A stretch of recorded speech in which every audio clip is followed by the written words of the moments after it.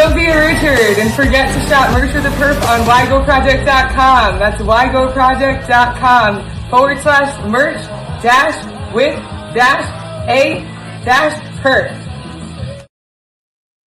Hi, and welcome to another episode of the Trauma Translator. I'm your host, Lauren Friedman, and today we're going to be meeting a purpose-driven brand that I am so grateful to be partnered with. It's KOMUSO Design. They have the most functional fashion necklace ever. It helps actually reduce anxiety in real time with the micro calm moment. We're going to be talking about that with the co-founders, Todd and Vanessa, today. And I'm just so excited to welcome them to the show. And, I never really set this up in previous episodes, but the Trauma Translator Live and Pod is really focused on education, empowerment, and also elevating purpose-driven brands and people and platforms. So my whole goal of this is to scale out the How Are You Healing ecosystem and to help people find those resources in real time, whether it's an EMDR therapist or a consultant or a trauma-informed coach or somebody to help you through a hard moment. It's really hard to do on your own, right? Connection changes everything. So one of the ways I've found to be able to connect with myself is through the KOMUSO Shift necklace and the KOMUSO Flex and all the different ways that KOMUSO is bringing calm to our lives in those micro moments that we need it. Because it's not a big thing, it's a small thing. So without further ado, please welcome Todd and Vanessa to the Trauma Translator. Hey, thank you so much for having us, Lauren. Thank you for having us, Lauren. Maybe you can't see Vanessa, but she is here, I promise you. She is a real person. And it's so funny because I know this is supposed to be a calming episode based on what we do, but that music made me feel like Conor McGregor walking into the octagon. Like I'm hyped up right now. So hopefully you guys can feel that energy. We're really excited about this. I love that. I love some good energy myself. And I agree with that. That is hype music. Sometimes I do need to use my my KOMUSO Shift though to downshift after being hyped up on music. So it's true. Only music can save us. I use that as nervous system regulation too. So it's interesting that you felt that way, right? Because it really can shift your physiological state. Well, isn't that what we're doing all day, right? We're like riding this emotional elevator up and down. And I think that there's so much attention being spent on like, how do we come down? And it's like, if there's more awareness about why we're going up, then coming down isn't as hard, right? And that's where we get into the calming techniques with breathing, because it's simple and it's something we do 22,000 times a day and don't realize because we're breathing shallow. But we'll get into that. I'm just so glad to be a part of a show where there's so much attention being spent on, like awareness of what we're feeling and then what we do with it once we understand what we're in it. Oh, that is so beautifully stated. And thank you so much. Like I was saying to you before the show that I originally was introduced to this at Onsite, which was a trauma workshop that I went to. It was only 6 days, but it was life-changing for me. And, prior to Onsite, I've been working in EMDR. I've been doing all these different ways. I was raised by 2 therapists. I was in therapy since I was 5 after my dad's first suicide attempt, and like nobody understood the mind-body connection. So I'd been having somatic responses since under 2, but because I was so high functioning and so high achieving, I never had an IEP. I just slid right under the radar. So it took me till I was almost 40 and I was having flashbacks, wetting the bed while interviewing at Amazon, Google, Oracle, still securing those jobs, right? Being so high functional, but never being connected with myself, but being so connected with others. So when I went to Onsite, there was a lot of time to just have awareness with yourself and be able to connect with yourself and others. And in the gift shop, they had this beautiful display of the KOMUSO, basically the entire KOMUSO collection at the time. Now it's grown significantly. And I just thought it was so cool to have a beautiful necklace that was so versatile. And it's for men, for women. You could wear it literally in any place from the boardroom to the beach. And I was just, the woman who worked in the shop was like, you should really look at this. Like, if you need to learn how to breathe, this is going to help you. And when I first looked at it, I was like, how is this going to help me? And then I tried it and I was like, it's the exhale. And you're right. It's being aware in that moment of why you're getting escalated. Like why Eminem sends me into like an absolute psychotic place. Like I'm like amped up. And it also used to send my dad into that, So like, it's interesting to think about how there are different stimuli, right? Because we call triggers or anything that disrupts our physiological state. Stimuli, and how different stimuli can regulate you or dysregulate you, like to your point. And that's where it is, right? And I think that the solution we found, at least it being this simple moment, was simplicity, right? It's like, what's the one thing we can do that we don't have to think our way through? Because when you're going through it, I'm sure you can attest to the fact that trying to get out of it with your own thoughts is like trying to draw through a maze while your hair is on fire. It's too hard. I think like you even experienced that with the first time, I think was going through childbirth. It was like you practice all these techniques, you feel ready, and then you get hit in the face, and it's like, and then it's time, and then you show up, and then it's like it's almost like you forget everything that you're taught. And the one thing you can really rely on is your breath. It's the one thing that we do unconsciously, but we have the power to do consciously. And if we change that, then all of the little cues that are happening throughout the day that affect how we feel, like all these little, you know, whether it's visual or sensory or whatever it is, how we breathe defines how we like accept it in our mind and our bodies, right? So you want to throw that? No, beautifully said. I couldn't agree more. It's your breath that either stabilizes you or destabilizes you. And unless someone teaches you, right? Like no one ever taught me how to human. I was doing everything wrong. I was working out 14 hours a week. I was starving myself, but I thought I was doing it right? Because we're taught certain things and no one ever teaches you how to breathe. Like I was paying so many people to teach me, to tell me to breathe, and I couldn't. I was embarrassed to. And that's actually something that we're not aware of unless we are forced to become aware of it. So this micro calm moment, I told you, I'm obsessed with that marketing tagline. I wish it was my own, but truly what it is, like I call it a seek parvis magna moment, greatness from small beginnings. Because you're right, it's not a big thing. It's one thing that adds up over time, right? It's compounded. And if you could come back to your breath in those moments of stress, you could do it again and again. That's neuroplasticity. You just retrain your neural pathways. So like now I have to remind myself still to come back to my breath in those moments, but I know I can, and I've done it before. So the fact that you can experience it once and then experience it again and again through retraining your brain. And just, I really believe like, even if I'm not using this, let's say I'm driving, and I'm not using this in that moment, just having this on makes me more aware of my breath. Like it's I don't know if it's psychosomatic. I don't know what the word is. You know, going back to what you said about, you know, trying to work out through it. You know, I was there too, like about 8 years ago when someone asked me what my commitment to wellness was. It was like, oh, I go to the gym. And it's like, well, good, dude, but what are you doing for your mind? And it's true that physical exercise can help, you know, calm the body and all that, but you can't go to the gym, you know, 12 hours a day, right? You're not going to break out into a yoga pose anytime you get stressed. Yeah.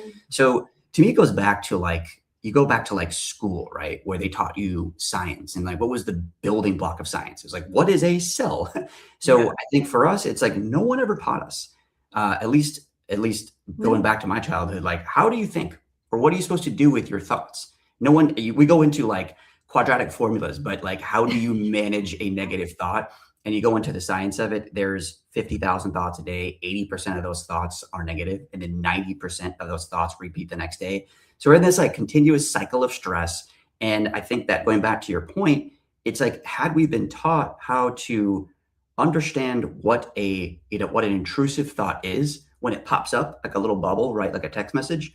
What do we do with that, right? Do we expand it? Do we double click through it and understand, oh, like, what do I do? And that it's catastrophic thinking. Or can we just simply swipe right on it, you know, and just understand that there's an opportunity there to make a decision, because these are all choices. Do we accept it and let the intruder in the door, or do we understand that the intruder is there, acknowledge that, and then close the door, right? Because you don't have to. And what we like to say too is like, sometimes there are going to be some of those thoughts that are easy to dismiss and say, no, you're not welcome here. And there are going to be other ones that you have to sit with them, right? But the important thing is that when the intruder comes in, is to see them, exactly what Todd said, be aware of it, but also let them know your time is going to come up soon, right?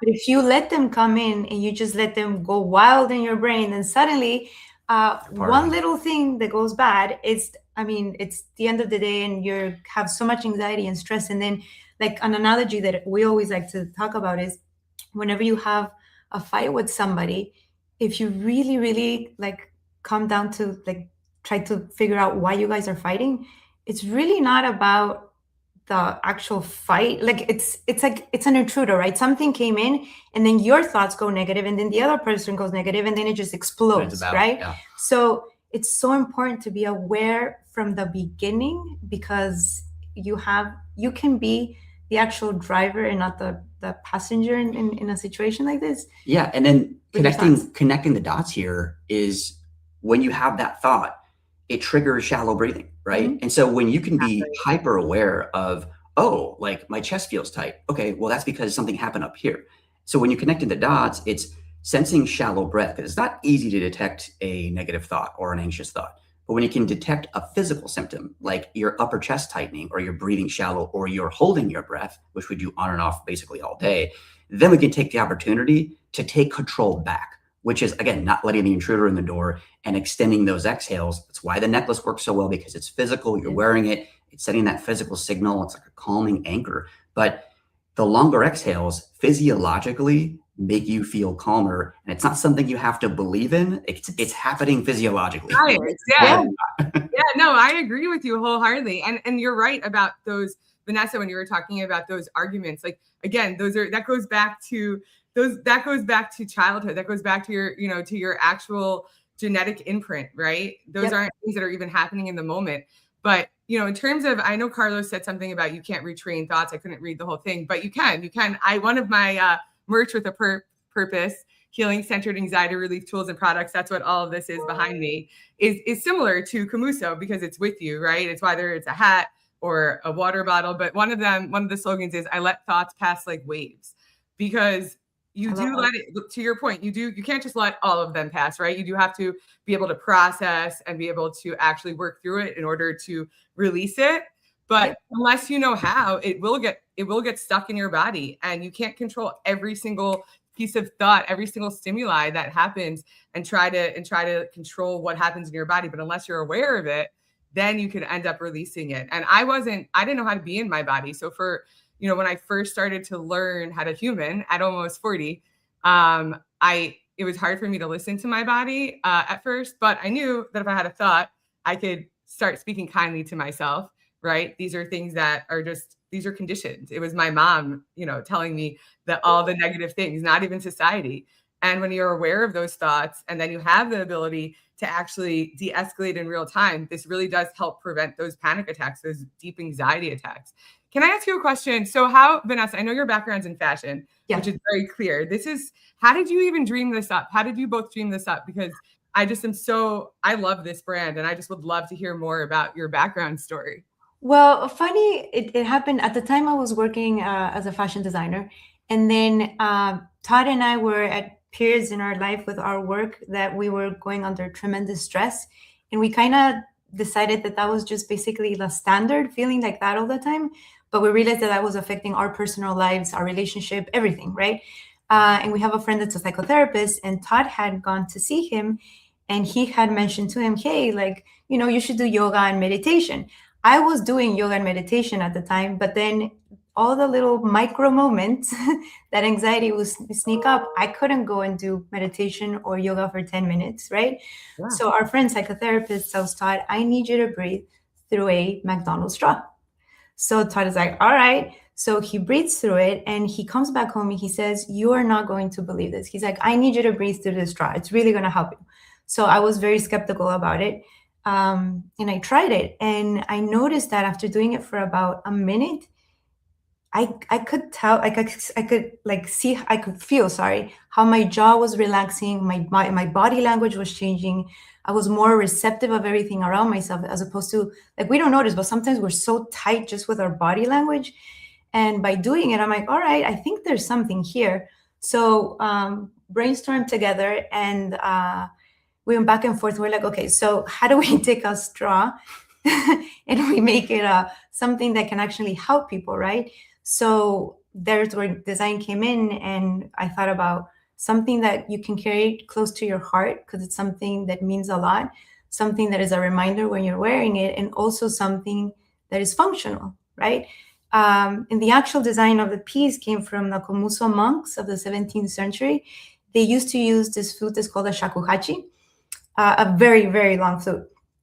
And they actually, if you try to trace back meditation, it started with them, because when they would use the shakuhachi, they would exhale for so long that they reach meditative states. So then we said, all right, we have something here. So we took the design of the shakuhachi, we actually just made it smaller.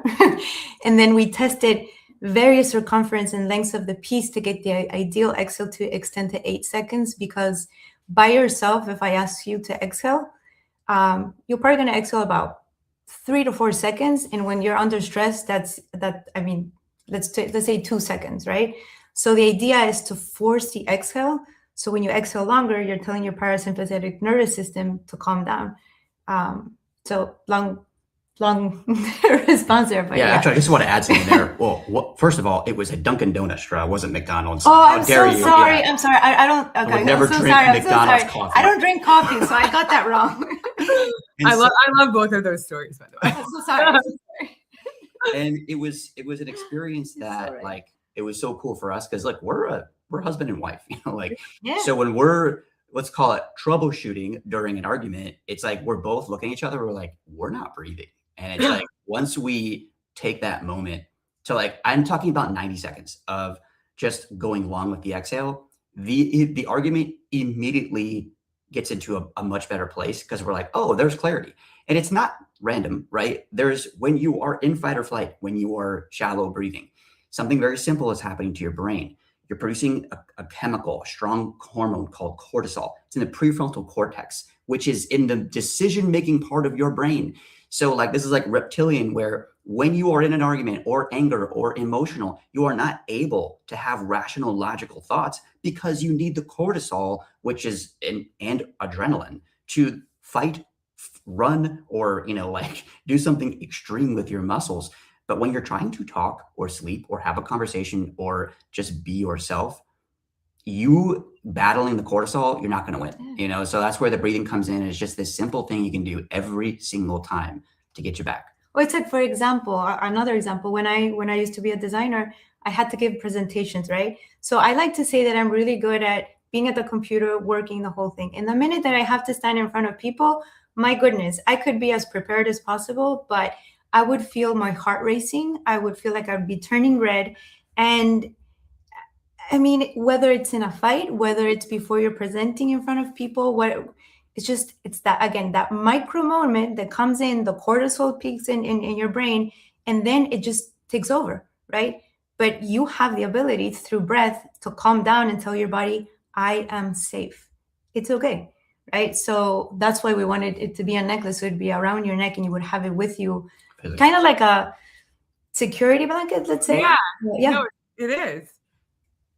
Oh no, no, it's totally, I mean, that's literally like, it's a reminder to reset your nervous system. And I think it's really cool the way you just explained all of that, because I also talk a lot about the neuroscience behind it and the physiological responses.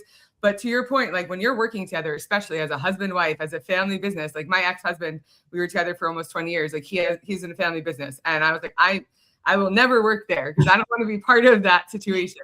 It's hard. Yeah. But it's also really good that you actually created something to help you in those moments, because what's interesting about that story too, is like, I was in psychotherapy my whole life and no one once ever got me out of my head and into my body, because if they had, I wouldn't have gotten to that point. So I think it's so interesting that was something that you even found through that type of engagement to begin with. Like that therapist is actually like, is more trauma informed than most people that I've ever met. Yeah, you know what? It goes deeper too, because there's one of your users here just asked a really good question about how do you know which thought to dismiss or not, or how to gently dismiss it. And I think that's so important, because when that statistic I just shared about the 90% of those thoughts repeating the next day, I think it starts with the initial awareness of like, what am I thinking about? What are those things that are always coming back to me of like, oh, is it money? Is it relationships? Is it like what just keeps coming back and tapping you on the shoulder? And I think the first step in that is just saying, hey, like, what is it? If I asked you to write on a piece of paper right now what you worry about the most, could you do that? Could you identify that thought? That's the first step, right? And the second step is then identifying, and maybe I heard this one time in another podcast. It was someone saying another therapist saying, what if you thanked your mind for bringing that to your attention? Like, hey, thanks, man. It's like someone stopping on the street, be like, hey, watch out, there's a pothole right there. Yeah. It's like, oh, dude, thanks. So it's acknowledging it, being like, thank you for trying to protect me. I get that anxiety is just protection, right? It starts in the back of your brain at the amygdala, saying like, it's like scanning for all of the shit that could go wrong. Yeah, right? that's me. What could possibly happen? Yeah. But the problem is overactive, right? So we're seeing things as too many threats, and the thoughts become threats.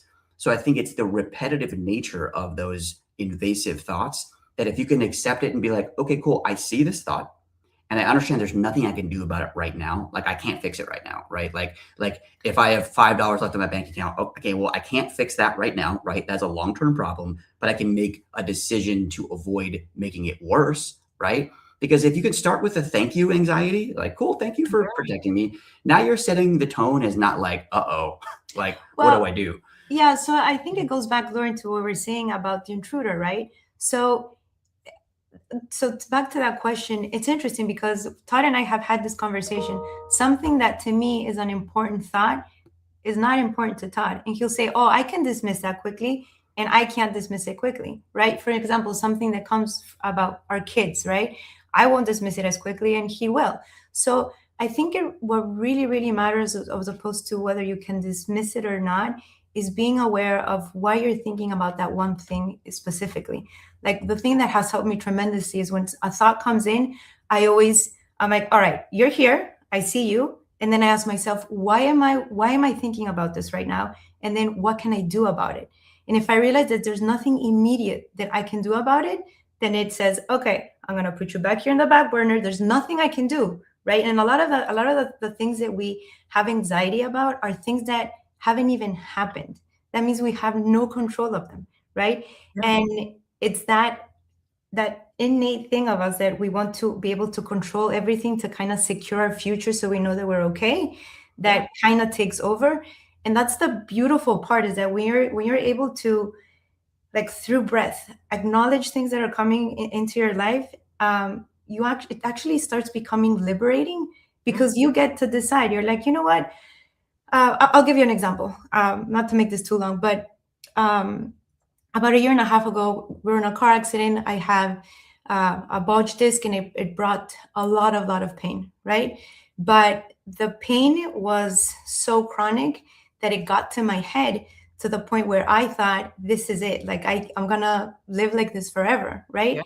And then I decided, I remember, because Todd told me, he's like, I want you to use breath work, like use breath work for this. So I'm like, all right, I never thought about it with this. And I did. And through breath work, I was able to manage the thoughts that were coming from the pain. And because of that, I realized I am going to be okay. I just need to take the steps of going to physical therapists and doing this and this and this. And little by little, the thoughts become your best friend that actually help you pick up from a moment that might be negative, right? From that intruder that actually staying a little bit longer. So I think it really depends on each person, but it's having that mindfulness and that awareness of what's happening. Yeah, no, I couldn't agree more. I think I'm sorry about your accident, but I'm so happy that you're better now. Cause I had debilitating back pain that I thought I was never going to be able to move again. And I was like, when it first started, I was like 30, or I wasn't even 30 yet. And this is a very long time ago. This was what precipitated eventually me getting very sick. But through all of what I started doing body work, I learned I had a 39-year stomach ache, which I never understood because I only recognized it by the absence of a stomach ache at on-site during one of the days there. So what you're describing is every single thing that I practice too, because you can actually send breath to those places and it actually opens it up in your body. Like amygdala activation is real. Like I have a photographic memory from under the age of 2 from amygdala activation. So wow. I know it's crazy. It's very hard when you think about intrusive thoughts, right? I've had to learn how to get rid of these things and tell my body that I'm safe and have those micro moments. So every single thing you're saying is real because it is physiological. It's science. Yeah. It's literally science. And when you think about changing those thought patterns through breath, right? You can breathe through the pain. Like one of the ways I started to learn how to do that, because I didn't know I wasn't breathing, right? I didn't know I was tightening up at the gym. I didn't know that, when I was getting body work, I started doing that and it helped me understand like where I was protecting myself in the body. So everything you're saying, like the whole human experience is about protection and safety, right? Our body just wants safety, and all of the things that happen to us that are stressors become more protection. And if you're not aware of how those thoughts impact your body, then you're never going to be able to release it. So I think that's really a beautiful story that you shared about being able to use your breath to actually get yourself out of those moments so you're not stuck. Yeah. And, I want to bring up something because we're talking about micro calm, right? But there's also micro violators. And the biggest one, at least for us, is this guy, Oh, right? man. Our phones are, we look at the statistics, I won't get into all of them, but you look at life 50 years ago, we're consuming more news and more notifications in one day than people a few hundred years ago did in a lifetime, right? And 50 years ago in, a year or two. So we're getting all of this. You mentioned stimuli, right? Well, there's consequences to too much stimuli. And the consequence of that is burnout, right? And I think that we've come to a place now where people are, I think, proud of it. It's like, yeah, I'm busy. I'm efficient. I'm checking boxes. And it's like, cool. Are you happy? Like, do you enjoy your life? Or is it just about the efficiencies and about getting stuff done? So for me, it comes down to like my biggest violator is the phone, because the phone, I don't know if anybody here can relate, but when I checked my phone, I was aware of what I call anticipation anxiety, where I would pick it up and I was going to see something, right? And it was like, is it going to be bad? Is it going to be good? Is it going to be terrible? Because I have all these notifications and emails waiting. You know that feeling before the emails load where it's like, uh-oh, Like, oh, no, what's no, about no. to come in here? What did I forget? Especially when you wake up in the morning, right? There's like 36 things come in at once. Like our brains are not wired for that, right? So it's learning how to like accept information and slow it down. You don't need that much. You don't have to go to that news website. You don't have to scroll for that long. You don't, like, if your phone disappeared tomorrow, your life would improve. Like, just think about that for a second. Yeah. like how crazy is that thought that we would actually like start to feel better? There's all these scientific experiments that went through like these dark rooms and things like that. We spend, for a week, if you take all electronic devices away, you're good. So for us, it's like, let's be realistic here. We're not going to get rid of our phones, right? That's not happening. But what we can do is like insert like some sort of barrier, right? And we call that breath. So it always comes back to breath. So like what I do is before I lift my phone up, I'm long on my exhale. So at least I know my nervous system is going to meet whatever information is on my phone with peace, or at least with a clear mind instead of the cortisol, because at least you're entering that moment. I mean, really any moment, right? If you're about to enter a conversation or a meeting or you're trying to fall asleep, meet that moment with the long exhale, because you're going to make the decision to either ruminate or, or be calm, right? Or at least be clear. You don't need to be the monk on the mountaintop. We're just asking for clarity, and clarity comes with breath. So just be fully aware of the 150 times you're checking your phone every day, because that has consequences. And you can install this little hack, this little wellness hack with the breath. And obviously wearing the necklace makes it easier because it's right there, right? It's going to send that reminder. But I promise you, it will start to elevate how you feel. Your moods will improve, because what else do you do 150 times a day? Like you're breathing 150 times a day, like in a better place. It's going to start to level up. Yeah, no, it's right that all the stimuli really does burn us out. Like I used to be one of my slogans was like West Coast soul, East Coast hustle. I don't even believe in the hustle anymore. I felt so good when I put my phone down. I did social media breaks. It's not good for my business, but it was good for my mental health. And like, you're right, that stimuli, like I was in adrenal fatigue.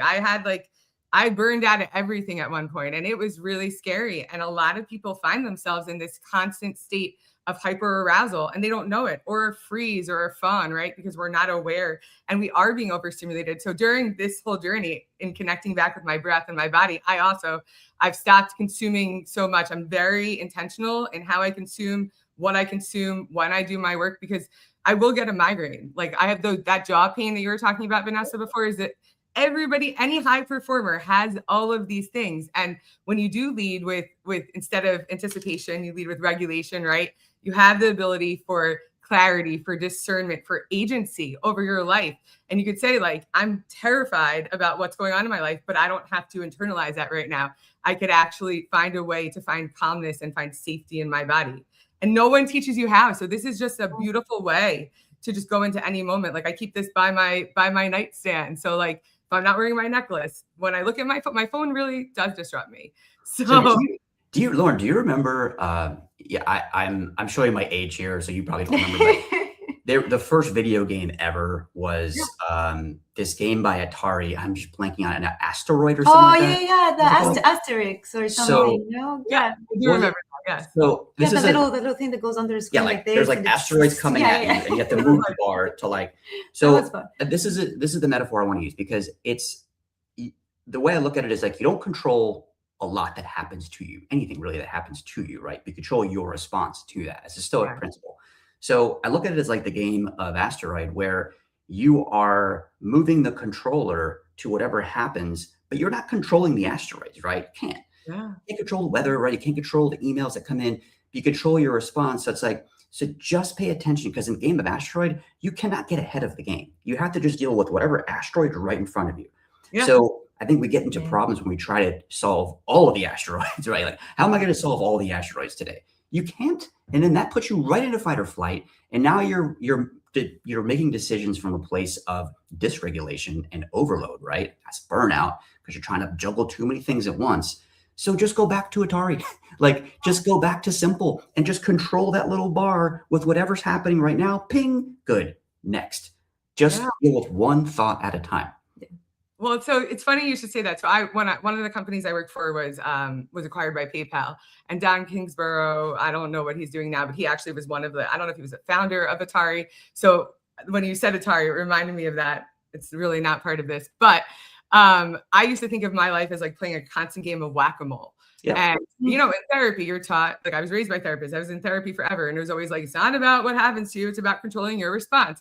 And that sounds great in theory, in a logical mind, right? But unless you know how to control your response from that entire game from a somatic lens, it's never going to change anything. You're still going to be trying to solve everything at once and banging the drums or hitting the asteroids. And then but to your exact point, if you take that pause, that breath, then you could really just try to look at it in a different lens, and your body will react differently and your whole life will change. Like, breath can literally change your life in that moment. You know, and that's just quickly here. We just installed something new into our micro calming practice, and it's so cool. And this might sound a little flowery, but like, this does work. And again, it comes back to, you said it before, actually, it's neuroplasticity. There's one thing we install now that helps us get beyond. So for us, it was like, we start with the breath, right? So now we can get to a clear place. And it's like, okay, now what? Right? Because now you get to make decisions. Yeah. But I think it's so hard, at least for me, in dealing with, and I know it was true with Vanessa too, is when you're in a state, you can get to a clear place, but where do you take that elevator next, right? Because you want to get into a better mood. And I think I found myself getting into like these like dry moods where it's like, like how you doing? It's like, I'm all right. So I had to get into a better mood. And it's a simple practice called gratitude, but it's not just gratitude, it's granular gratitude. Yeah. So if you can get to a place where you breathe first, right? Good, check. You've just extended your exhale, and now you're physiologically feeling calmer and in a more regulated state. That's like, now what? Well, now the thoughts are wondering where to go, right? So instead of going back to what was wrong, just redirect, because you can't think about two things at once. Redirect the first thought into what's going right now. Like, what can I be grateful for right now? And I'm not talking about like my family, my friends. No. Go into like, my shirt feels really comfortable, or like, I love the smell of this coffee, or this bird chirping outside, or the way my dog just looked at me. If you could get into those micro sessions, you're going to train your brain to stop, or at least not as much go into what's going wrong, right? Because we're trained to do that. It's like, what's wrong? What do we fix?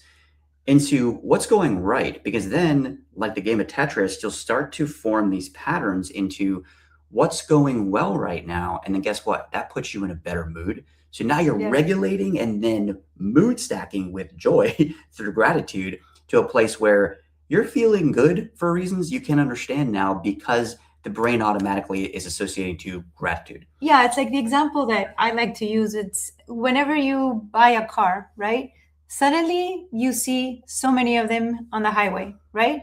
It's because your brain now is looking for the same thing to relate, right? So what happens unconsciously, what Todd is saying, is when you have a negative thought, then suddenly unconsciously, your brain is trying to feed that, right? So when you try to consciously turn that around and say, hey, we're not saying, when a bad thought comes in, be grateful and forget about the bad thought. Again, the intruder's there, right? But how about you start training your brain now to start looking at those micro moments where you have gratitude about things. Like, for instance, like waking up in the morning and you heard a bird, right? Like, how many of us can say that that's a beautiful thing, but nobody really says, I'm grateful that I can hear a bird outside, right? Because it sounds whatever. But when you start doing that, you start training your brain to start looking for the cues, those micro cues that just changes the way that your brain is looking at everything else. So so what I like to say a lot, to Todd's point, like I started this actually with the kids, and then it just kind of made sense. Is like when something's happening, I always say stop, breathe, think, and then speak. So it kind of comes down to the whole thing that we're talking about, right? It's like that moment you stop, you see the intruder, right? Then you're gonna breathe, then you're gonna think, where comes in the neuroplasticity and the granular gratitude, and then you can calmly speak. In other words, react to something, right? And by the way, just a final message here on that. I thought like I was the biggest skeptic about gratitude, because breathwork, I'm like, all right, that's cool. Like this biohacking, I can get into this. Gratitude, like, come on, like I'm sure it's special and it works, but it's like affirmations, like you tell yourself you're good, but this stuff is actually rooted in science. And when I started doing, I'm like, I'm gonna play with it, I'm gonna experiment with it. And I started to do it, and it was like, hey, like I got some happy pings here, and it was, the serotonin coming in. There are things happening in the brain. These synapses are firing now in different places. If you do that enough times throughout the day with the breath, well, now you have mood states that are allowing you to make better decisions. And guess what? It's like the flood that lifts all boats. Like things start to appear better. It doesn't matter if they're actually getting better, like if your business is running better or if you're in a better relationship, but it's going to guide you to that direction. And so it comes back to these micro moments, the micro decisions, the micro violators, the micro calming. If you can start to push those in the right direction, like starting with your phone, now you're going to start to push your life into a better place. I love how you both explained that. I couldn't agree more. I also, on Monday, I don't know what day, today's Thursday, I guess. So Monday, I was having the roughest day, and I could have gone down a rabbit hole. And like you, I took that moment to connect with my body, connect with my breath. And I also have like different inspiring signs around my apartment of ways to inspire. And I've changed it up over the years through my healing journey, things that I used to, basically like harass myself into, like, you need to do this. Discipline equals freedom, like all of those things.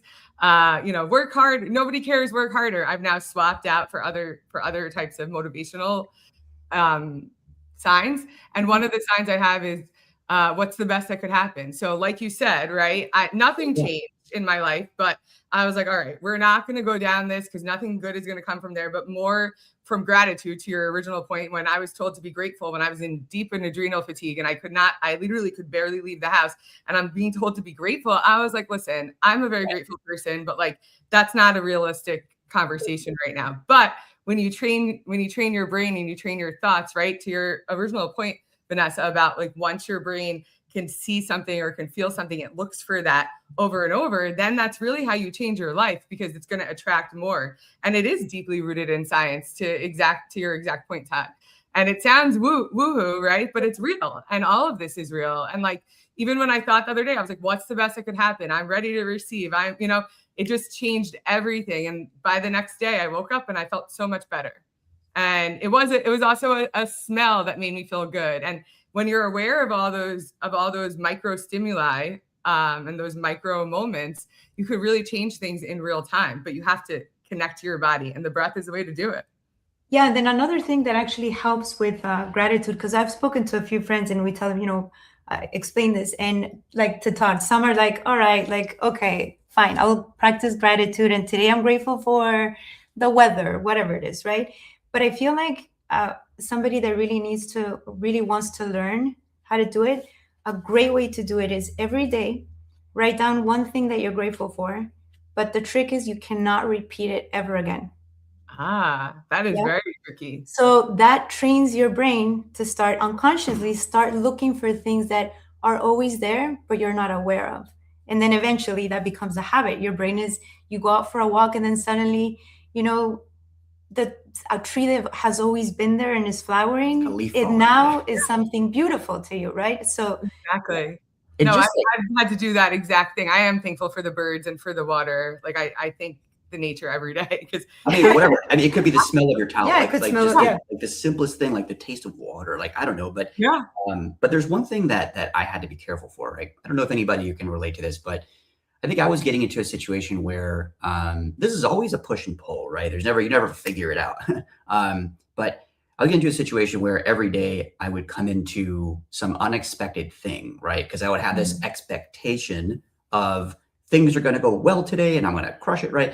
And then like that thing would happen like it does every day, right? I always say that bus is never late because it's not. There's always going to be that thing that happens, that email that comes in or that unexpected thing or even a thought that throws you off, right? It's like Mike Tyson says, like everybody has a plan until they get hit in the face, right? Exactly. So if you have an expectation that something is going to be troubling, right? Because I was getting into a position where I was like, the troubling thing would happen. And I'm like, what is this? Like this isn't fair. And the second you catch yourself saying it's not fair, boy, you went somewhere wrong in your head. Okay. Yeah. Because anything could happen. And we can't expect to prepare for anything. We don't want to do that because then we're always in a ruminating negative state. But it's one thing where you can create an environment, a welcoming environment where it's like, oh, okay, there it is. Like there's adversity. There you are, like, and this is what I'm going to do. This is my plan. And it starts with what? Breathing. If you start there, it's always like, writing that tough email where it's like, you'll procrastinate it. I do this. And then all I'll do is to solve it this is like how I breathe through it is I'll write there like, hi, Lauren. And for some reason in my brain, that like gets me to the next sentence. And then I'm on my fourth sentence, right? So you just got to do something first. And that's where the breathing is that first step. So it gives you a little bit of that momentum, like pretend you're on ice, right? Ice skating. And it's all it takes is that first step and you're gliding. And now you're moving, right? So now you have positive momentum. So the breath is always that first thing to go to. But the expectation, this is one of my favorite quotes, which is happiness is reality, or sorry, is expectations minus reality, right? Because like there's a gap there. So it's like we can just maybe like get our expectations maybe in line. And I'm not asking anyone to lower their expectations or of life in general. I'm just saying don't expect easy. All right. Because if we don't expect easy, then when hard shows up, you're ready for it. And when that first step happens with breathing, now you're already solving it. That wheel's already turning. No, that's really beautiful. And that's also that's just like a really good piece of useful information. We all procrastinate, right? We all like don't want to. I have so many things I've moved on my calendar for years at this point, and I have to get them done. And it's so stressful sometimes that I find myself in those freeze moments just because it's so overwhelming to me. And it affects so many parts of my life that are in disarray and have been, and just starting with that breath and just getting that first line does create that momentum. It's physics, right? Your body will continue to be able to move forward. I think it's just such a beautiful thing that you've been able to create something that could really help people in those moments find their breath and be able to solve for those real life problems. I'm obsessed with this.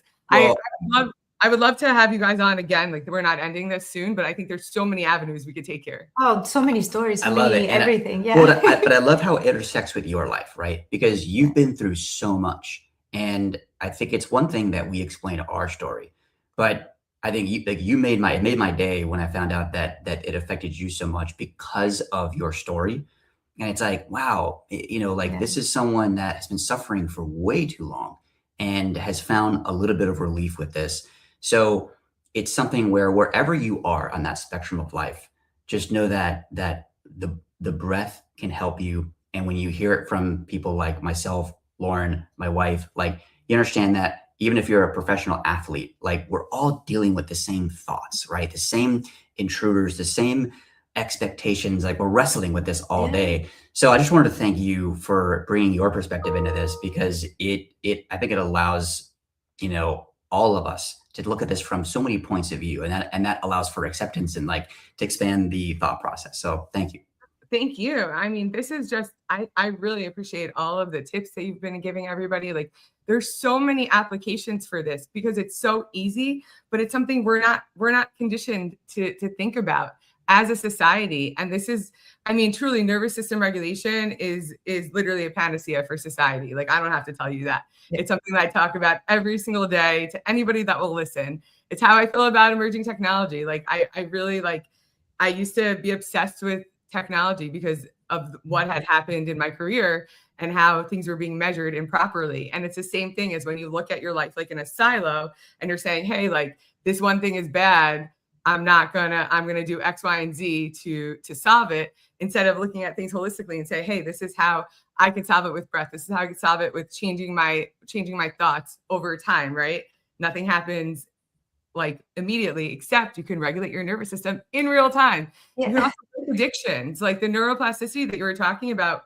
I was saying before the show that with the micro calm moment, it's something that really, like, as a marketer, as someone who spent my career in advertising and technology, it really stuck with me. I was like, yes, I could use this to stop smoking pot as much, which I use medicinally. I've never even taken a Xanax, but I can actually use my KOMUSO shift to make my life better in real time and not become so dependent upon other types of ways to calm my body.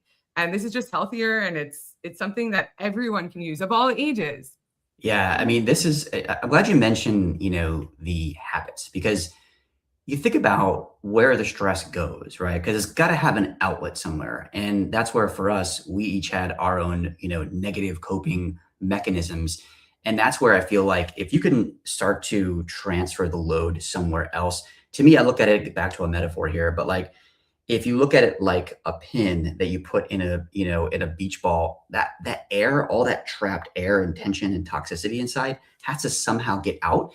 Yeah. And that's what leads us to what? Smoking, drinking, junk food, scrolling, like all those bad habits. And it comes back to micro for us. So the micro calming version of this is like, okay, it's like, I feel down right now, or I'm stressed, or whatever it is. And so I think what we do is like we look for something. And someone mentioned something about eating.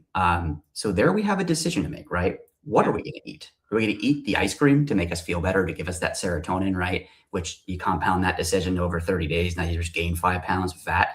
Or is it and you're training, sorry to interrupt, but you're training, when you're making that decision in that moment, you're training your mind, your body, that's how you react to that situation.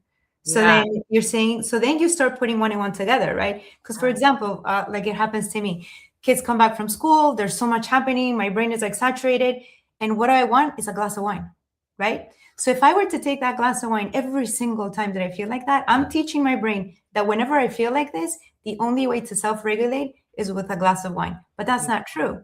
So it goes back to the mindfulness and the awareness, because if you're able to catch that moment, and I've caught it, when I say, okay, I'm right now overstimulated. There's so much going on. So I'm going to walk away. And I walk away for like a good 2 minutes. I do some breathing. I come back and I'm aware. So now I forgot that I wanted that glass of wine, because now I regulated myself and I can continue. So, and then the most beautiful part of that is, I think it was Einstein that said this, that the most powerful force in the world is compounding interest, right? Usually we think of that in like financial terms, right? But think about that psychologically. If you make that decision to opt for a glass of wine, that leads to the next night opting for a glass of wine. And then what, over 6 months, like, now we have a big problem, right? So, but what if we go the other way with the pendulum, right? Where we're making the healthy choice. I'm not talking about every time. You don't have to be undefeated with your micro decisions. Yeah. But if you're just making a better choice more often than not, because you started with the micro choice to breathe first, then you're going to be in a place where you do make the better decision. So it's micro moments, right? These micro moments surround us all day, right? All these particles of decisions. And then when you breathe first, now you're choosing to train your brain to make that better choice. Yeah. And then what you might realize in a month or two, because I think it's like 54 days is what it takes the brain to actually rewire a new habit through neuroplasticity. You are now in a place where, and I want you to imagine your life 2 months from now, where you look back and you say, whoa, like, look what I was able to do. So think about that one thing right now that maybe you want to reverse that one habit, whether it's an eating habit or a smoking habit or drinking habit, picking at your hair. I don't care, whatever it is. Habit, like scrolling through your phone before you go to bed. A Netflix habit, whatever. But like something that you are not proud of, right? And you do it because you need that pin, that release, that it all to go out. Start to breathe first. Right? See what happens with your decisions. And then you might watch that toxic ball start to get smaller and smaller and smaller to a place where now it's manageable. Now you can kind of put it in your pocket, right? And not have to carry it around all day like it's this boulder. So it's just about those micro moments. No, I think that's a beautiful way to state all of that, because it is those micro moments that do compound over time, but so does stress, right? So you could choose one or two ways to go. And unless you're even aware of it, like I wasn't aware that my jaw, my grinding of my teeth were sending signals to my brain that I was hungry. I was starving myself. So I gained weight on those Ozempics of the world when I lost over 100 pounds multiple times through diet and exercise. So like the physiological repercussions of having those ruminations and having those anticipatory conversations and not pausing are real. And that's what's getting our society sick. So when you have the ability to pause, take those breaths, walk away, this just changes your whole life. And you're right. The neuroplasticity, like I got chills when you were talking about that, because that truly changes your life. Like I'm proof of that. And the whole thing with the polyvagal theory not being real, it's like, it's a whole, I mean, that's just a scientific method. It's very real. It's all, those are all things that really work in real time. It's just how they're talking about it and whatever. But to me, like those micro moments, like you were talking about with the compounding of interest, it matters. And that's how you could really recreate your own reality. Like I'm technically living my worst nightmare, but I've been right now, like, this is like something I've had premonitions of for years. But guess what? Now I have visualizations of how I'm going to get out of it, how things are going to move forward. I'm able to come back to my breath and body, and my reality has changed. But it's through those micro moments of speaking better, kindly to myself, breathing in those moments, not leading with anticipation, but leading with regulation, and being able to really have discernment and clarity and agency. But you can't have any of that, to your original point when you started at the top of this, Todd, when you're in a state of hyperarousal. You know, you need to, I used to think that, I have a necklace actually that says this, that it's a 311 lyric, from chaos comes clarity. And I don't believe that anymore, because it doesn't. You know, right. You don't have to go through it. You don't have to buy but it's also like it's just such an interesting thought experiment. If anybody's interested in this, it really helped me. Is like I try to design, like, what does my perfect day look like? And I mean, I'm not talking about being on a Caribbean island. I'm talking about in my life right now with all the stuff that I have to manage. What does it look like? Let's go through wake up to bedtime, and let's write down everything that would have to happen for me to feel good about my day. You might surprise yourself with what you write down there. And I mean, write it down, because you have to come back to it. That's just part of the exercise. Is you start to realize, oh, like, I didn't realize I needed this. And for me, it was like, I needed those moments to actually release from what I'm doing. I have a hard time releasing from my laptop. It's like, no, one more email or whatever. Or what if someone messages me or whatever? So it's like, and then like my kids come home and it's like, well, but I have to be present for them. So it's like all these things that I have to do. But when you design your life, when you design your day, now you're at least able to look at that and then try to reverse engineer what it would take to get there. And you know what it started with is breathing. It's like, that was always the first step, is like, take more conscious breaths. It's like, well, bingo, here's what I'm wearing to achieve that. That's step one, right? And you're like, again, getting that positive wheel turning. And those micro moments are what guides you to the next positive step, right? But when you're designing it in the future, you can then reverse engineer it to a place where, okay, like, I know what bar I should be hitting every day. And I'm just talking about the controllables. I'm just talking about all the stuff that you can control. And I want you to celebrate the moment, because this is going to happen for each of you, where after this podcast, you're going to have a moment, probably very soon, where there's going to be something challenging happen. And in that moment, I want you to see yourself right now. I want you to see yourself taking a breath and just solving it or addressing it through clarity, through breathing. Because then you can pat yourself on the shoulder and be like, hey, like, I did something cool for myself, and like, that should be celebrated. And guess what? Then that rolls into the next thing that you'll make a better decision on. And then you get, like, your brain is going to say, oh, wait, that worked. Check mark. So next time it happens, the brain's going to say, ooh, my superpower. Boom, let's try that. And that comes the neuroplasticity. So you have to be able to experience it. And unless you experience it and have an understanding of what that feels like in your body, you won't be able to get to that place, right? And you have to just have it happen once. I love the idea, though, of reverse engineering your day. I think about healing, or just in general in life, is solving for X, right? Like an algebra equation. As you were talking about that, that's how I thought of, like, that's what I did in technology. That's what you do in healing. It's, you have to be able to solve for X. And how do you do that? Through your breath. That's the first step. And I was also the biggest skeptic, like you said about the gratitude. I was the biggest skeptic of everything. I'm like, how is a walk going to help me more than going 14 hours at the gym? How am I going to lose weight doing that? But guess what? It's bilateral stimulation.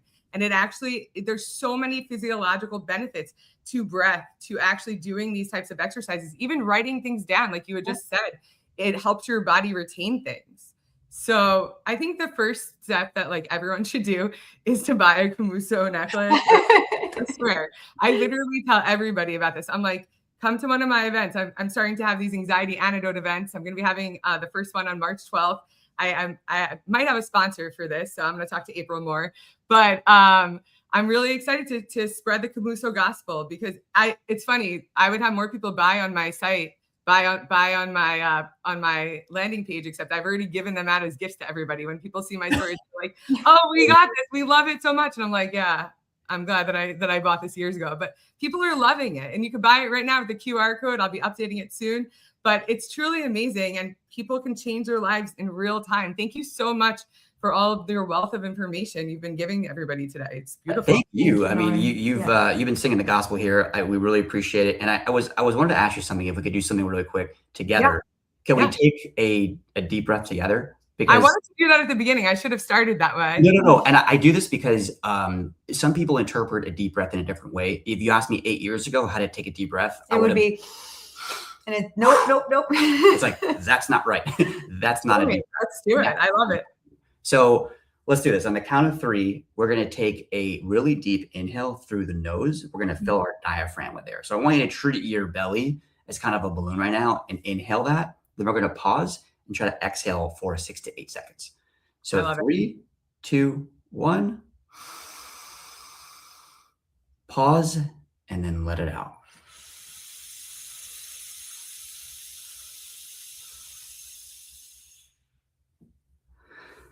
Feels so good. Right. It just feels so good. I love it so much. Thank you for that. Actually, that's what I plan on doing moving forward across the podcast at the beginning of every podcast, so that everyone is regulated. Because I agree with you. Yoga used to make me full of rage, but now I have a certification in yin yoga because I had to learn how to breathe through the diaphragm. And there you go. I got into my body, right? Well, and also, like, when you're doing a podcast or you're having a conversation, you're not breathing right, or you're dysregulating. So like whenever you're into a long talk with somebody, take that take that 20 seconds, just get that long breath right. Because it's like your body coming back and saying like, thank you. It's like, I needed to breathe. No, it really does. I think my body, I'm like, oh, you could do it. You got through this day. You could get through every other day. My question though, I know that because the exhale is really where the magic happens, right? And there's a lot of like, you take a really deep breath, like through your nose quickly and then exhale slowly. But one of the things I was taught was when you exhale through this, it's not supposed to make any noise if you're doing it correctly. Is that true or false? Yeah, so it depends, right? Because sometimes you'll have a really big exhale because you went deep on the inhale. It's not supposed to whistle, right? It shouldn't let out a loud whistle. And if it does, then it's something is wrong with the interior of it. But it's more about hearing the sound of your breath. And the reason we design it this way without let's call it music, is because we want you to think about your breath. We want the sound of your breath to be amplified so that your brain is like, oh yeah, I'm breathing. And oh yeah, this feels good. So when it comes to your exhale, whether you're using a straw or this, just know that like the brain coming back to inhale, exhale is always better than whatever you were ruminating about before. And it gets you back to that baseline. But the other thing I want to add to that is that it happens to some people at the beginning that they'll inhale, and then when they exhale, they forcefully exhale. So they go, right? So that's the purpose is not to get rid of the air as quickly as possible, right? Now, that's why the circumference and the length is there, is to actually force that exhale, like to put resistance against you. But visuals that sometimes help people, I tell them, say that you blow up a balloon and then you let go of it and it goes, right? You don't want that. What you want is you blow up the balloon, you want to lightly release the air. So that's the same thing you want to do. And then the piece is going to help that exhale again go from the 3 seconds to 8 to 10 seconds, right? So no, that's a beautiful way of explaining it. I personally, I was taught when I first learned how to breathe to do a 4-4-8 breath. So that's just like what I do. But I actually have something I posted during the summer. One of my friend's little girls was like, "What is your necklace? Show me how to use it." So we did a whole thing. It was actually happened in the moment. Oops, sorry about that. It happened in the moment, and My light just fell. It's okay. This is real life, right? Yeah, this is what happens. I have like a walking pad. It's on. It's a whole thing. There's nothing you can do about it, right? And it's still fine. And it's just still like fine. I said, it's right here. Yeah, like this is life, and you just got to roll through it. You got to flow through it, right? You're not going to be stuck in one dysregulated state versus another. But when the little girl was asking, I was like, well, you're not supposed to hear it, but I always hear it. So then I feel like I'm doing something wrong. But thank you so much for explaining that. No, we want you to hear it. And by the way, thank you for mentioning kids too. We make these little flex breathers, which I think you have there as well, which it's got these little, I don't know if you can see, but it's got these little like ridges and lines and grooves that you can fidget with, and you can bite it, you can squeeze it, obviously breathe through it, but the noise is there intentionally so that, again, you're bringing, someone said that it sounds like ocean waves, which I thought was so it's supposed to bring your mind back to with audio and with, you know, with physiologically feeling it, bring yourself back to that place of calm. And then again, when you stack gratitude on the end of it, now you're moving that ship in the right direction. I love everything that you both shared today. I love your brand. I'm so grateful to be able to have you on this today, but also be a partner of yours. And I want to be able to give this to every child, but I want to be able to give them a necklace too. So I don't know how I'm going to do that yet, but we're going to figure it out because every person needs this. And you're right. It's all the different cues that your body can take in and then recognize it for the future, so it can actually get back there again. I love everything you've said today. Thank you so much for being on, and I hope that you can come on again. Yeah, thank you so much, Julie. You are such a beautiful voice in this space, and I really appreciate you allowing us to, you know, to have this conversation because it felt good, it felt effortless. You do such a good job. You're so articulate, and please keep going. You're doing great work out there. Thank you so much for your kind words. I couldn't thank you both more. Thank you so much. And I'm just so grateful that you both exist. And this is such a wonderful invention, honestly. And I can't wait to continue to spread the gospel. Thank you again. Thank you, Lauren. Breathe on. Thank you, guys. Thank you. Breathe on. I love it. All right. Well, catch us next week for another episode of the Trauma Translator Live.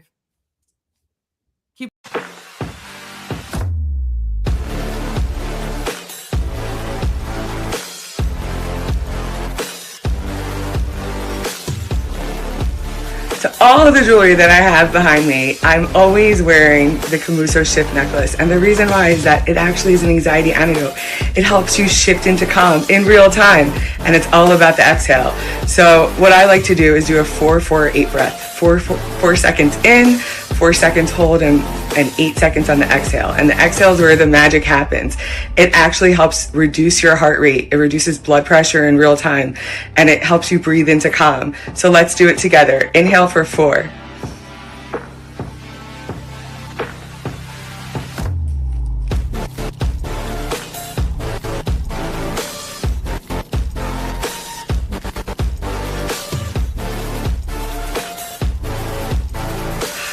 It just feels so good. This is truly my favorite. From the beach to the boardroom, you could wear it everywhere.